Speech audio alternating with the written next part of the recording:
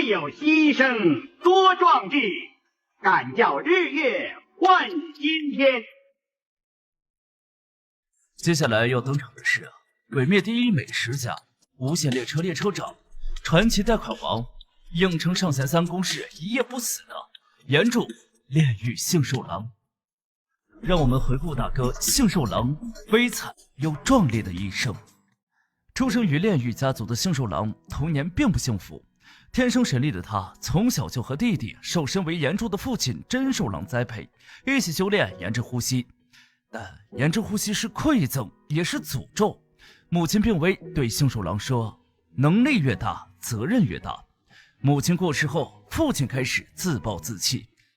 作为岩柱的他清楚地知道，连掌握日之呼吸的鬼灭之神纪国元一都没法斩杀无惨，单凭他们拿着日之呼吸的残次版，又怎么对抗无惨？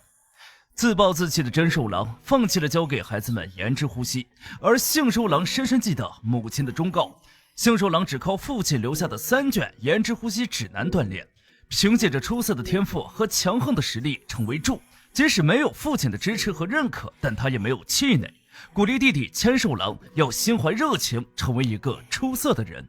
成为甲级队员的杏寿郎担任甘露寺蜜梨的师傅，辅导其训练，并给蜜梨送了雨枝当作庆祝，并对蜜梨说，以后我们是同袍，不是师徒，我们该一起努力，一起进步，把保护人类、斩杀恶鬼当作一生的信条。主公认为杏寿郎是在不久的将来会扭转鬼杀队的命运之人。杏寿郎为了证明自己有成为柱的实力，与蜜梨一起前往帝都，并遇到了下弦之2等佩郎。佩郎在还没有成为下弦时，就遇到过杏寿郎的父亲真寿郎，被打得落花流水。为了一雪前耻，佩郎不断的努力往上爬，不仅成为了下弦之2，甚至还有了 AK47 步枪。在认出杏寿郎并非真寿郎后，讲了一次武德，还使用了冷兵器和杏寿郎对战。杏寿郎一边保护民众以及队员，一边进行战斗，最终以9之刑斩杀了佩郎，保护了帝都的民众，并且也证明了自己的实力，顺利成为了柱。接下来的剧情就广为人知。祝贺会议在对炭治郎的审判中，听闻灶门兄妹的遭遇，深感悲惨，但长期以来对鬼的憎恨和厌恶，仍然主张将祢豆子斩杀。杏寿郎的高光时刻是在无限列车篇，无限列车短时间内就失踪了40余人，派去的几位剑士也同样失去联系。杏寿郎独自前往列车调查，但遇到了炭治郎几人，一番畅谈后，杏寿郎甚至想将3人收为继子。检票员检完票后，炭治郎和杏寿郎同时感知到了鬼的存在，解决掉鬼后便放松了警惕，殊不知车上还有微量鬼血。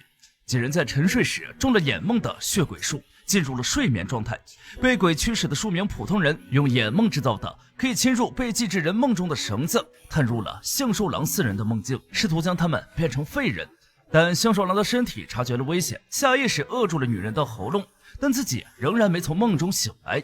祢豆子使用血鬼术爆血，才让杏寿郎清醒过来，指挥炭治郎一行人保护2节车厢，而自己保护了5节车厢的人质。眼梦死后，杏寿郎使用剑技减缓了脱轨侧翻的车厢损害，保护了很多普通人。但在此时，无惨派遣正在附近的伊沃座前来，刚见面，伊沃座便想杀死炭治郎。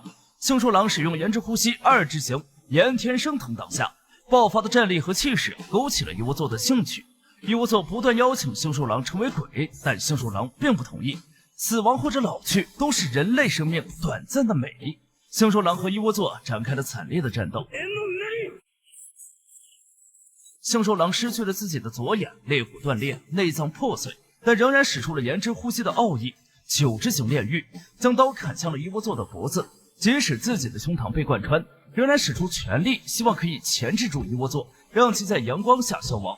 但伊沃座自断双手逃走了。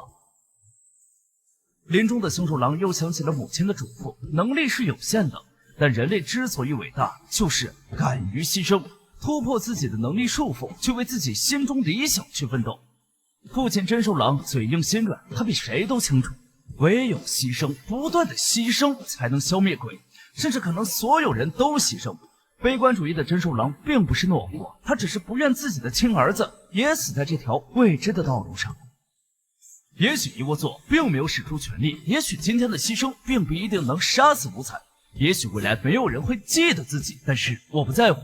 软弱和无能不会让你走得更远，你能做的就只有向前，向前，向前。穴があったら見の方上り炎天入りたい。あとは頼みます。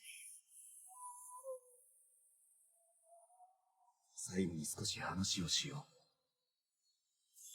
晚安，大哥。